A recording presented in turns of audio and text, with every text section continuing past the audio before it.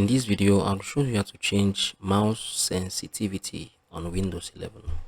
Ensure you subscribe and turn on the bell notification to this channel for lots of educational guides and content like this. Now, when we say sensitivity, what we meant basically, or what we mean basically, is how fast your mouse moves, right?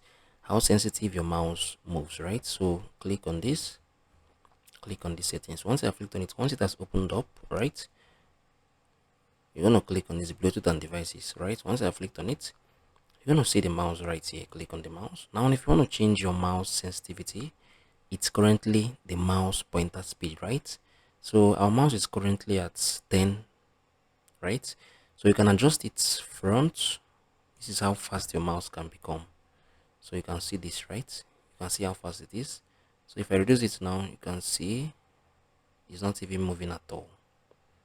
I'm gonna just adjust it, right? Adjust it to 10, right? So this is how you can change your mouse sensitivity on Windows 11.